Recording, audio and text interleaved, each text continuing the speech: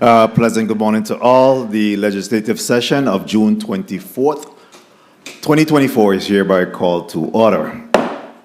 We'll start off with the invocation by Reverend Charles L. Brown Jr., the chaplain of the 35th Legislature of the Virgin Islands, and then will be followed by the national anthem and the Virgin Islands March.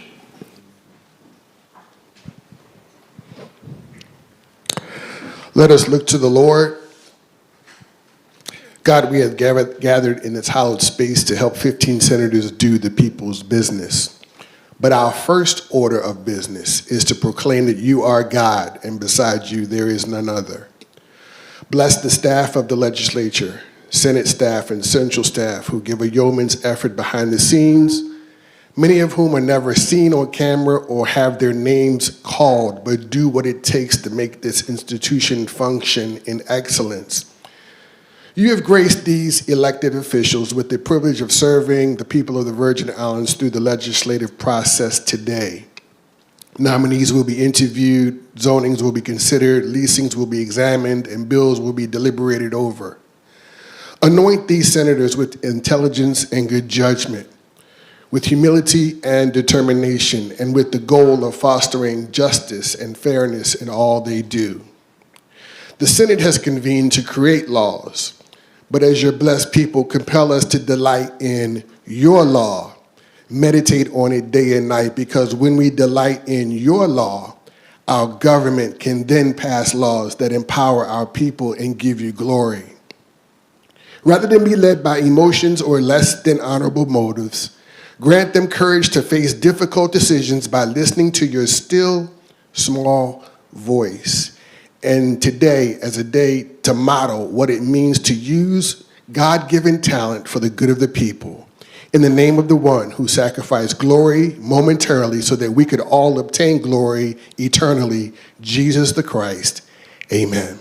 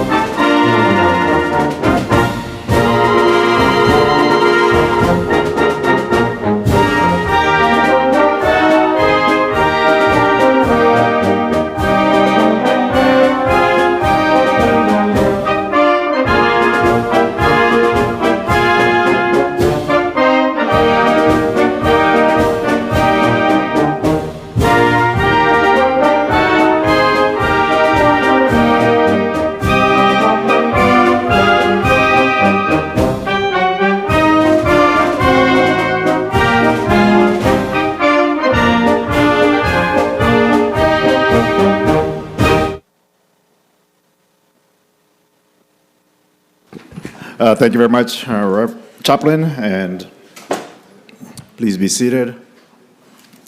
A pleasant good morning to all present, listening, viewing. And today, the Senate has a full agenda as we consider and act on nominations, bills, leases, and zoning requests. Before we proceed with the legislative session, we will also be moving into the Committee of the Whole to receive testimony on two pressing matters, namely the funding of the territory's Medicaid program and the extension of the state of emergency. At the conclusion of the Committee of the Whole, both bills discussed in the committee will be added to the session agenda and subsequently considered and voted on. There is an urgency to these two items being discussed in the Committee of the Whole as we collectively strive to preserve the access to health care for Medicaid beneficiaries and also to take measures to stabilize WAPA and address our territory's energy crisis. Before we proceed, I'd like you to join me in a moment of silence where once again we recognize the passing and the burial of Pamela C. Richards, a lifelong public servant who, in addition to serving as a territory's tourism commissioner, notably served as the executive director of the legislature in the 29th and 33rd legislatures. We extend our condolences to her family and give thanks for her life of leadership and service to the people of the Virgin Islands. Please stand for a moment of silence.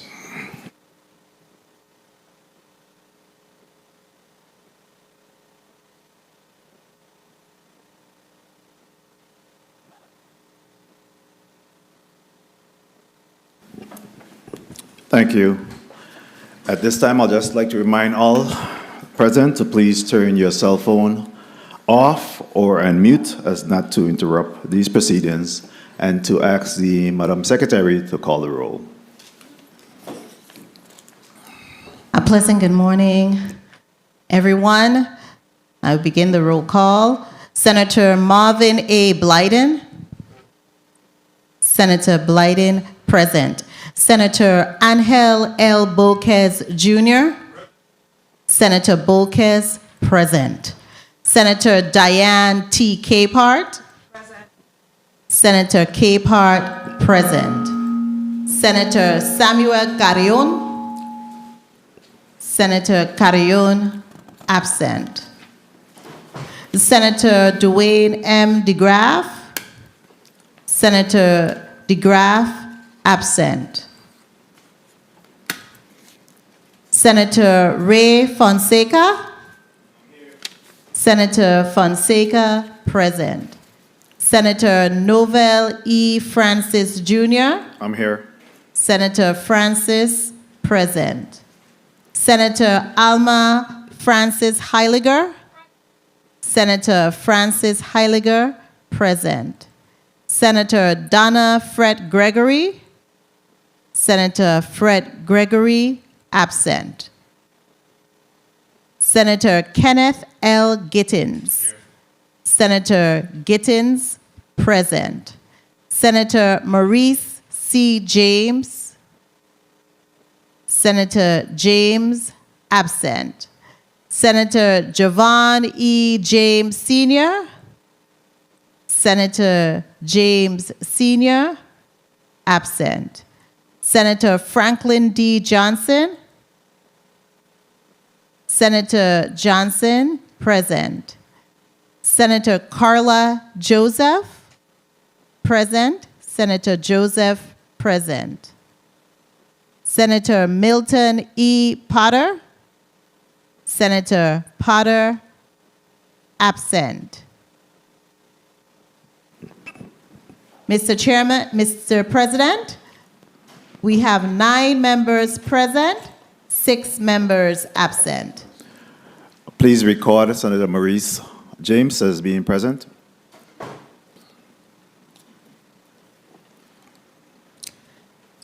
The tally now is 10 members present, 5 members absent.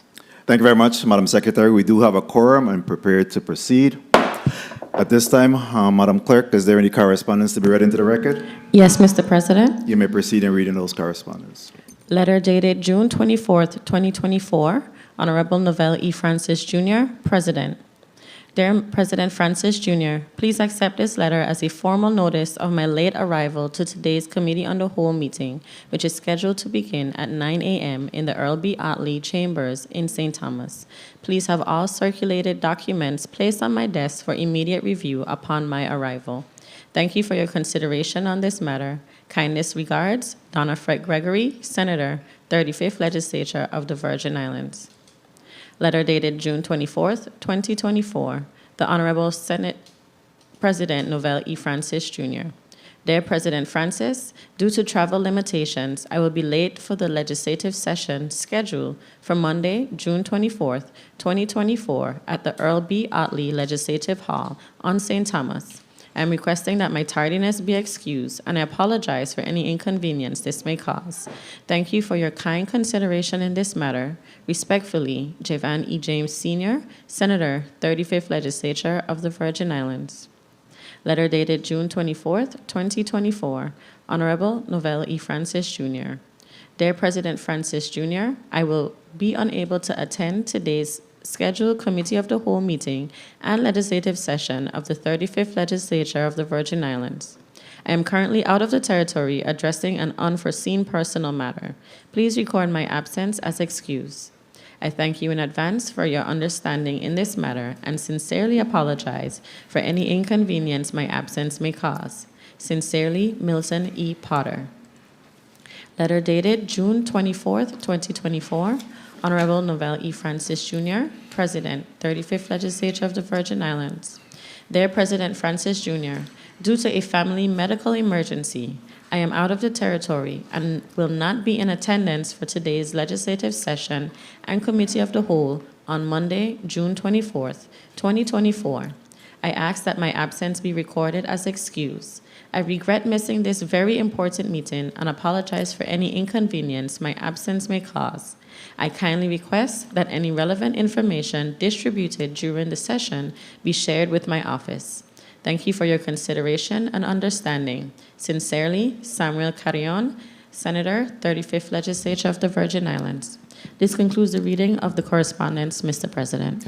Thank you very much, Madam Clerk, and please record Senator Samuel Carrion and Senator Potter as excused. And certainly when we recognize Senator Fred Gregory as soon as she arrives, as well as Senator Javan E. James Sr. We know he had some flight complications.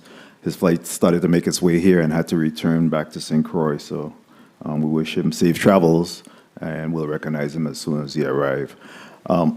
And please record Senator Minority Leader Dwayne DeGraff as being present.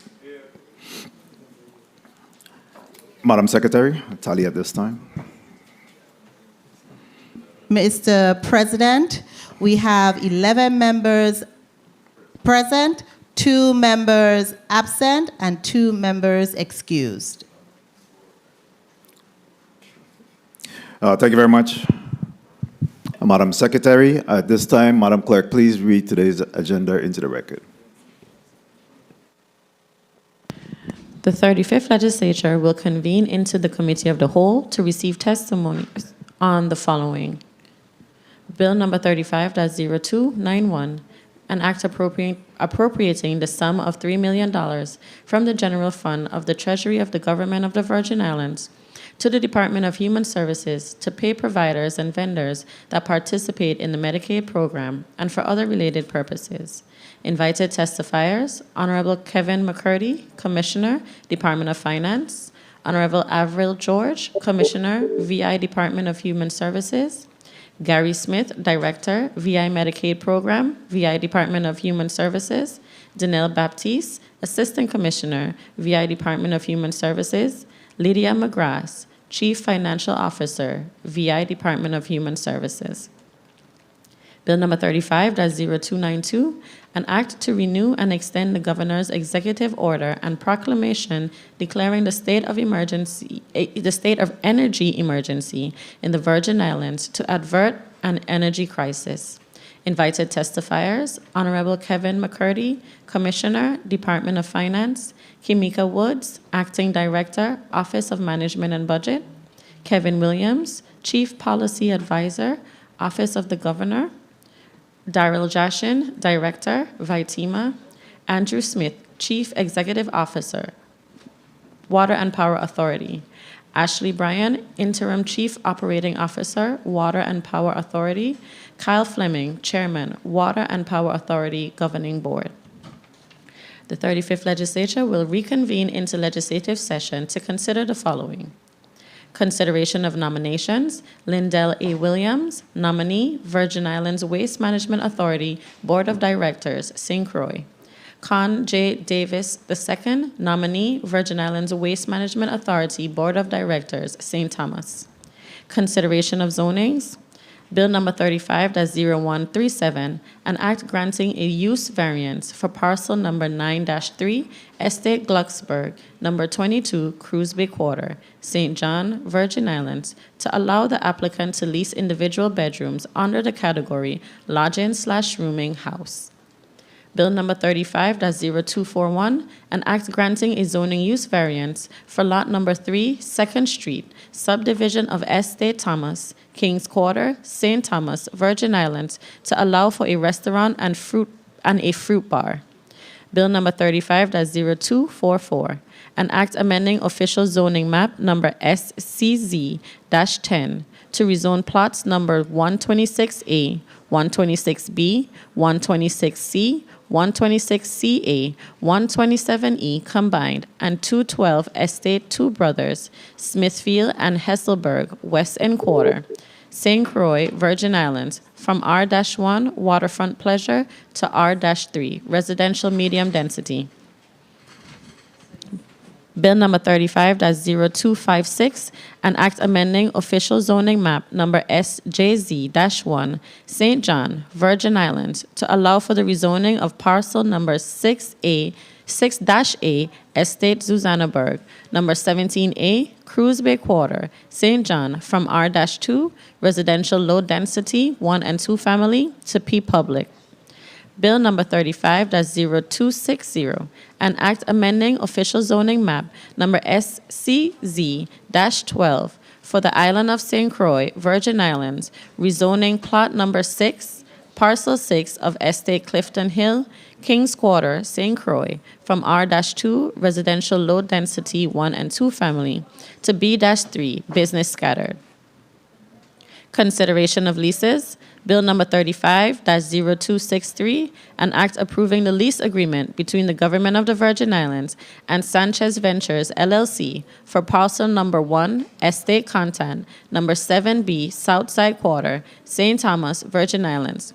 Parcels number 194-2 and 194-2A, Estate Altona and Wilguns, Crown Prince Quarter, St. Thomas, Virgin Islands, and parcel number 10 and 11A, Submarine Base, number 6, Southside Quarter, St. Thomas, Virgin Islands.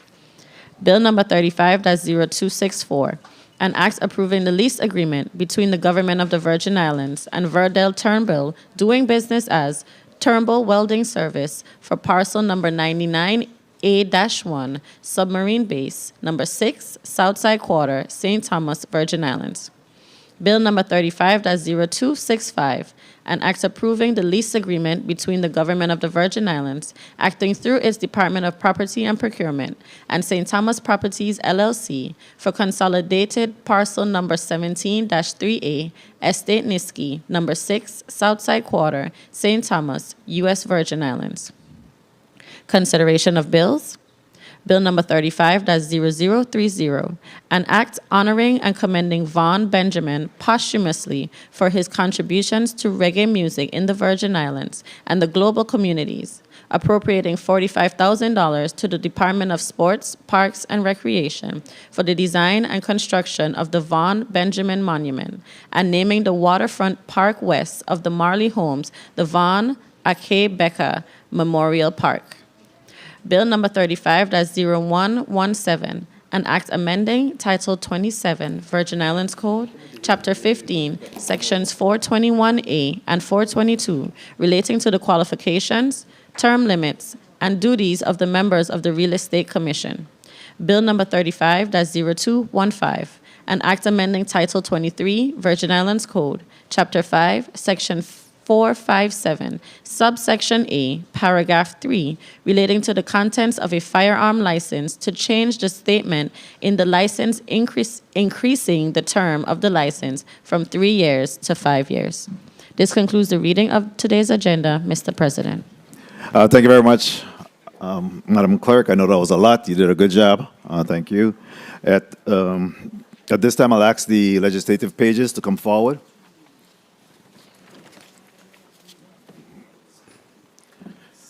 Today, we have two legislative pages that will be assisting my colleagues and I with the workflow for today. First of all, we have Ms. Kiminaya Gregoire, and the school attendant is Charlotte Amali High School. She's an 11th grader. Her school activities include the Girl Scouts. Her favorite subject is cooking, and her hobbies, reading, extracurricular activity, doing nails, and volunteering. And her career goal is to become an ultrasound technician. Please join me in welcoming Ms. Kiminaya Gregoire.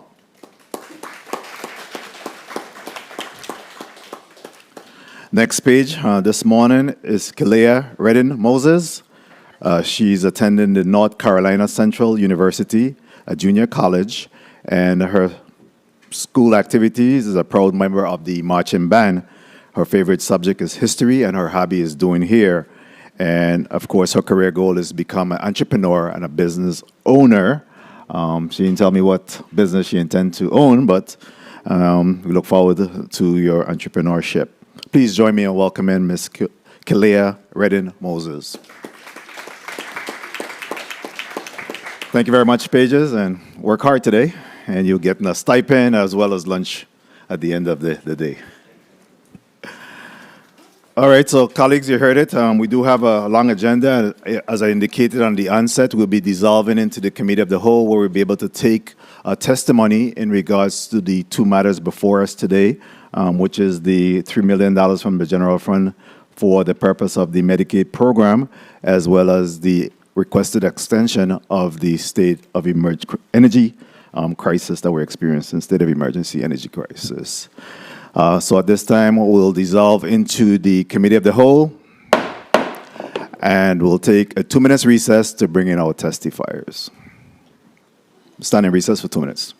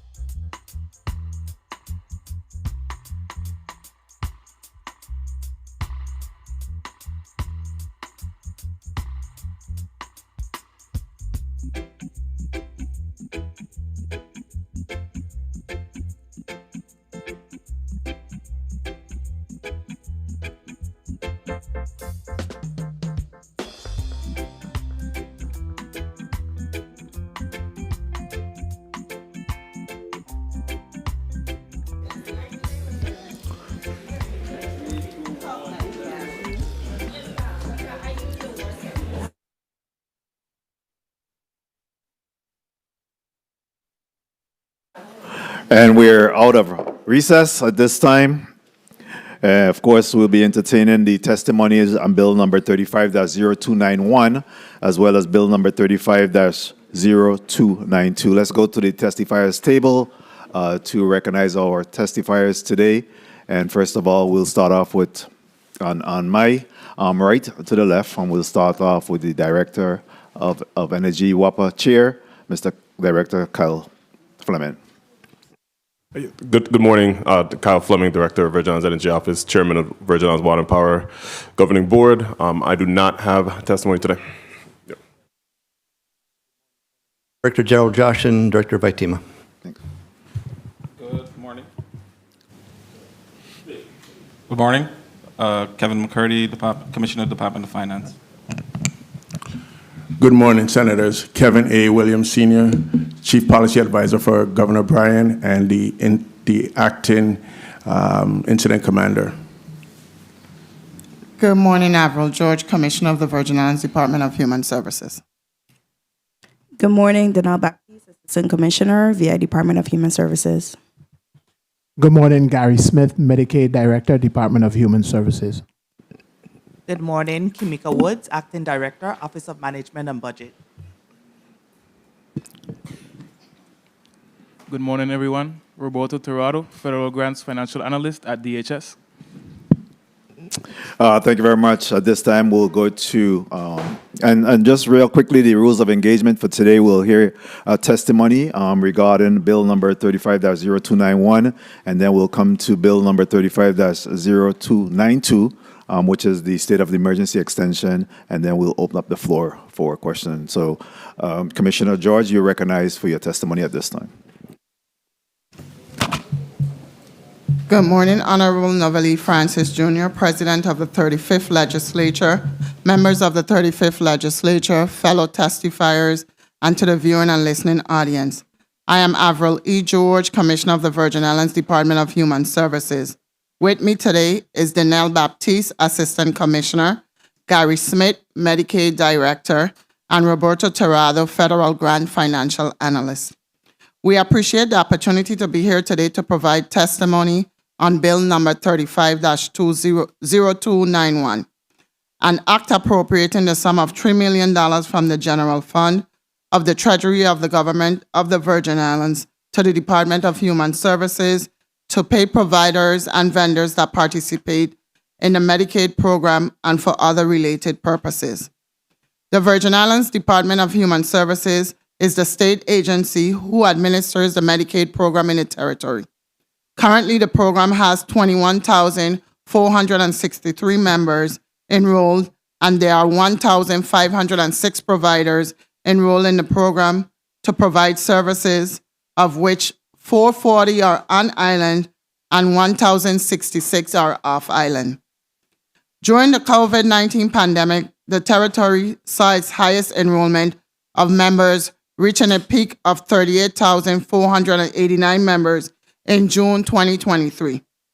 This increase was attributed to waivers granted by the Center for Medicare and Medicaid Services, CMS, which mandated that any member found eligible during the pandemic remain enrolled in the program throughout the public health emergency in exchange for a higher federal matching assistance percentage, FMAP. With the public health emergency ending on May 11, 2023, the VI Medicaid's unwind process began in June 2023, requiring all members to be recertified, and since then, enrollment has reduced by 44%. DHS is in need of additional funds to support a shortfall in the medical local match for claims, to pay pass-through expenses to providers, and to support the continued operation of the Medicaid program.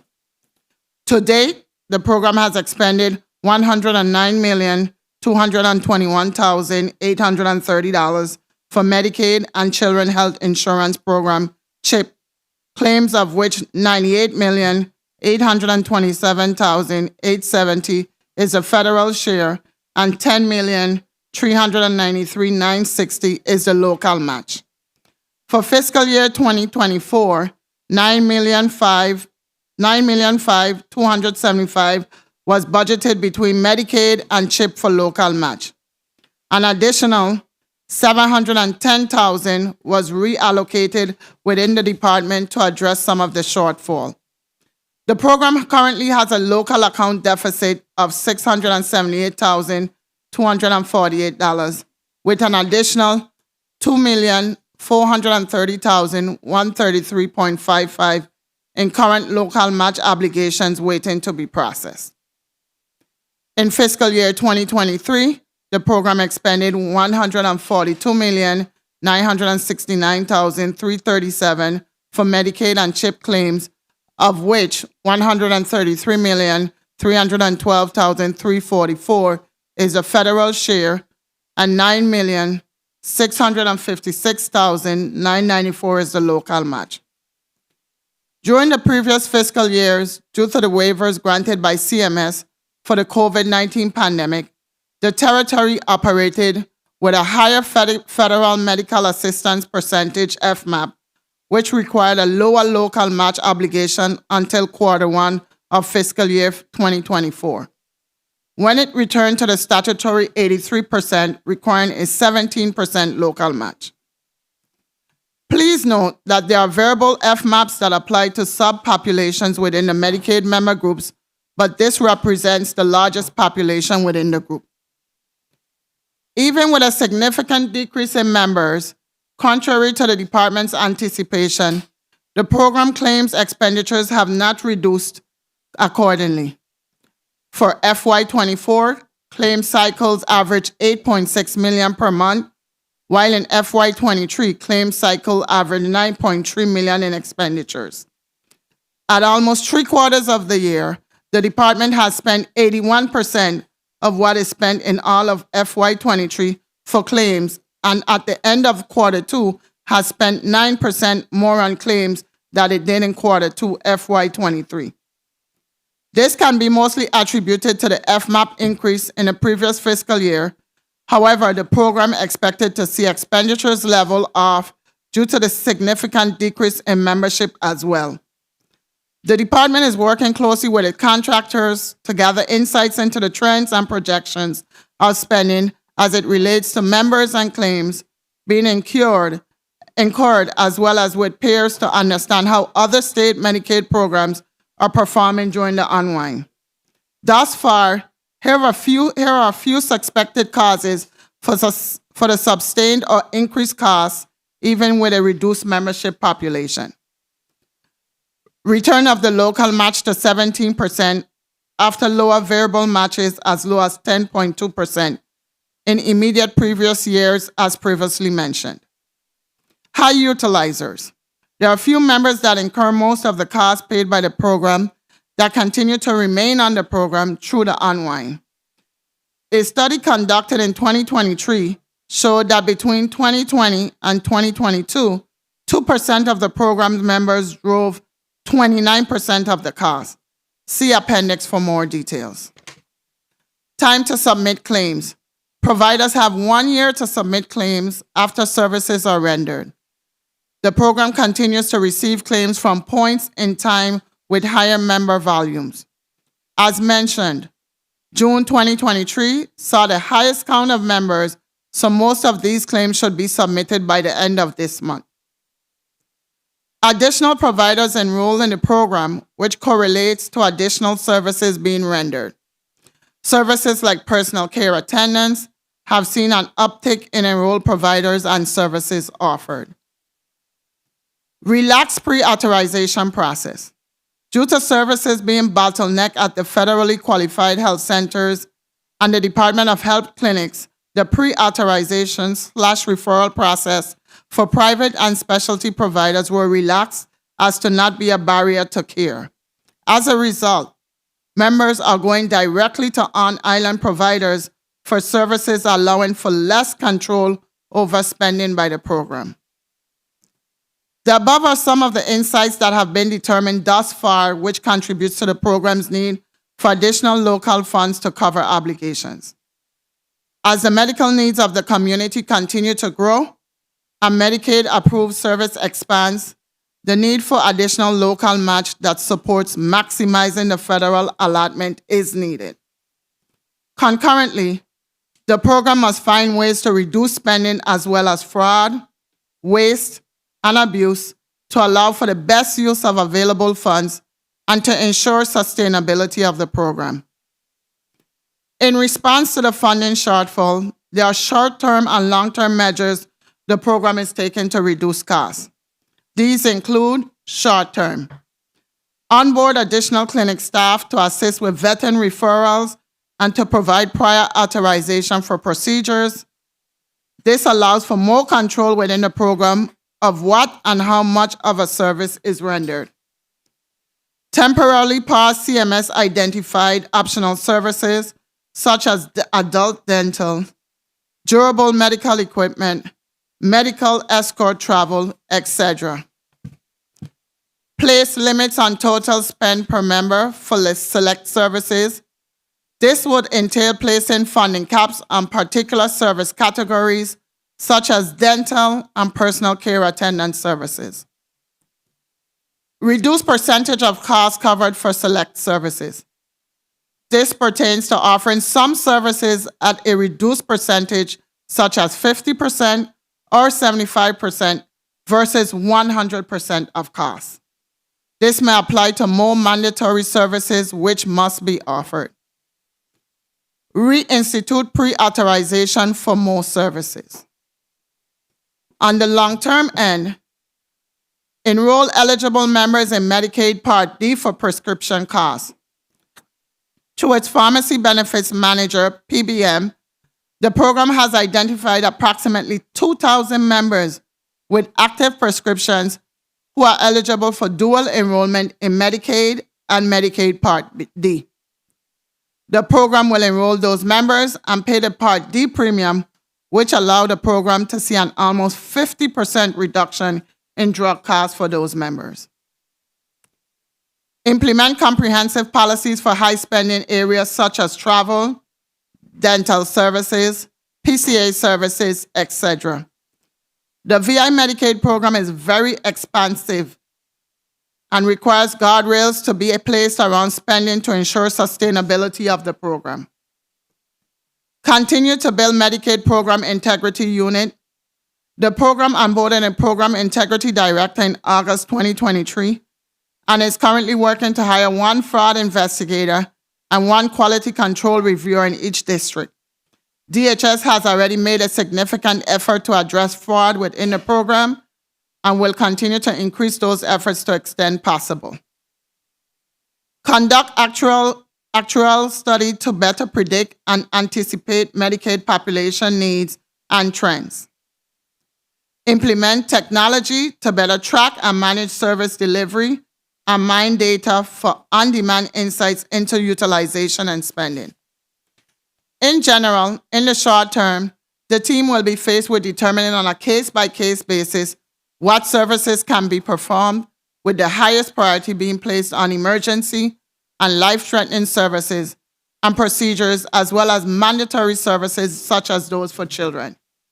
In this vein, the department sent out a notice to the public regarding temporary service adjustments effective July 1st, 2024, which temporarily limits or in some instances pause services such as adult dental, medical escort travel, personal care attendant, durable medical equipment, and non-emergent prescriptions. DHS is diligently working to ensure that critical, for example, life or death services are not impacted. The team has put together an extensive communication plan to include individual correspondence to members and providers and will be facilitating targeted meetings with providers to share additional information around process changes. The Brian Roach administration and the DHS team understand the impact these changes may have on our community, particularly on those who heavily rely on these services. Our goal is to ensure that services are available for those who most critically need them and that the program is sustainable for many years to come. I would like to thank the hardworking staff of the Medicaid program and the department for their dedication and hard work in tirelessly supporting the most vulnerable populations in our community. DHS is grateful for the support of Governor Albert Bryan Jr. and Lieutenant Governor Tregenza Roach, and looks forward to the favorable consideration of this body to provide the much-needed financial support the Medicaid program requires. Mr. Chairman, this concludes my testimony. My staff and I remain available for any questions this body may have. Thank you very much, Commissioner George, for your testimony. At this point, Senator Fonseca, you had a point of information. Please recognize Senator Fonseca for a point of information. Yes, thank you so kindly, Mr. President. Colleagues, right? The reason why this program is in front of us today is because there's an emergency. I want to get some numbers here because the last time we communicated on June 6th, there were 37,943 persons enrolled in the Medicaid program. The testimony today is saying there's 21,463. That means in the last month, 16,480 persons, which is 19% of our population, has lost Medicaid insurance. 19%. The $3 million is not enough because this 19,000 persons that now don't have insurance is going to present to our hospitals, and it's still going to cost the legislature. Okay. So at the appropriate time, I'm going to ask my colleagues to consider the amount that is being requested here. Thank you, Mr. Chair. Thank you. Thank you, Senator Fonseca. And of course, we'll have an opportunity to drill down and get some further details on this very important matter. At this time, we'll recognize the Chief Policy Advisor, Kevin Williams, for his testimony on Bill number 35-01, corrections, that's 0292. Good morning. Honorable Novell E. Francis Jr., Senate President of the 35th Legislature, and other members and staff of the 35th Legislature, and the listening and viewing audience. My name is Kevin A. Williams Sr., Chief Policy Advisor to Governor Albert Bryan Jr. Thank you for this invitation to offer testimony on Bill number 35-0292, an act renewing and extending the state of emergency in the U.S. Virgin Islands based on the power and energy crisis for an additional 90 days from June 22, 2024 to September 19, 2024.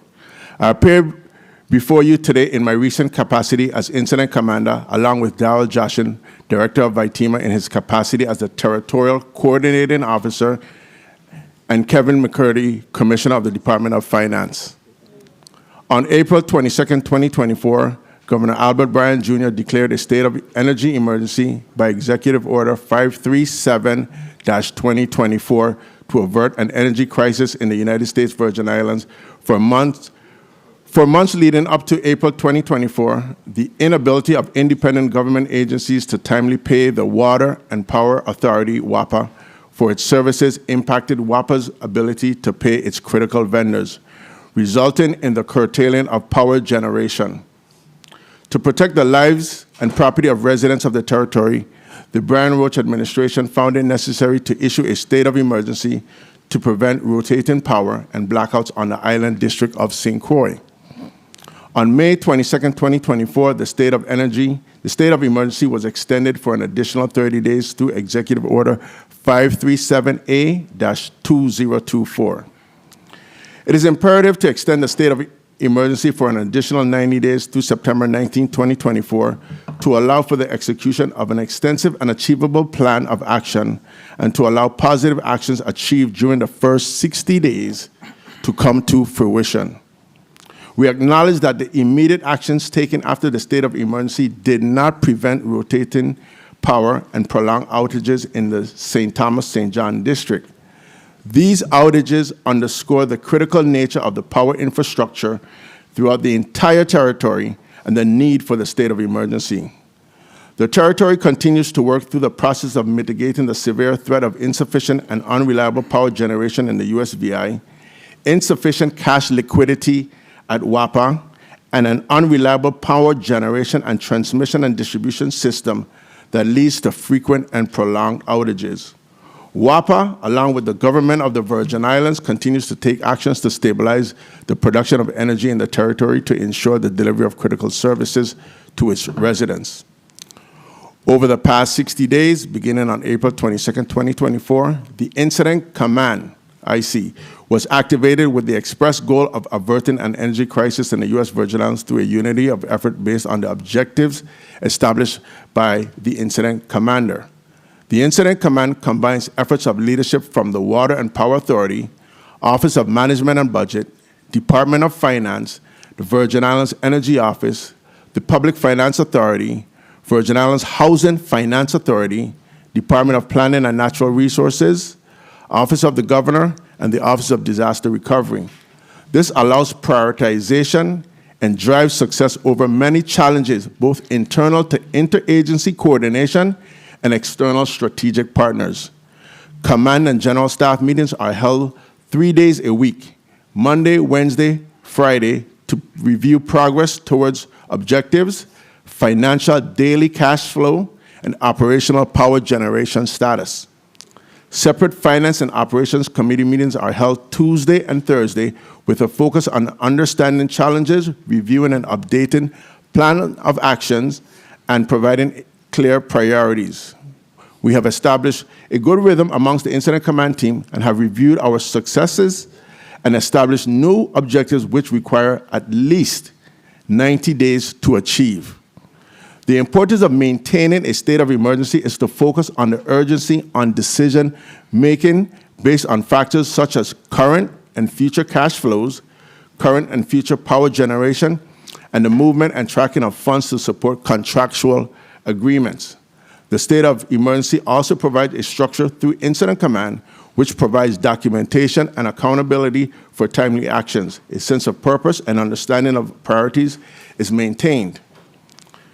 As a review of our objectives and accomplishments in the first 60 days, objective number 1, provide payments to WAPA to facilitate timely vendor payments on behalf of GVI semi-autonomous agencies, Snyder Regional Medical Center, the Wang F. Louis Hospital, and the Waste Management Authority to prevent rotating scheduled blackouts.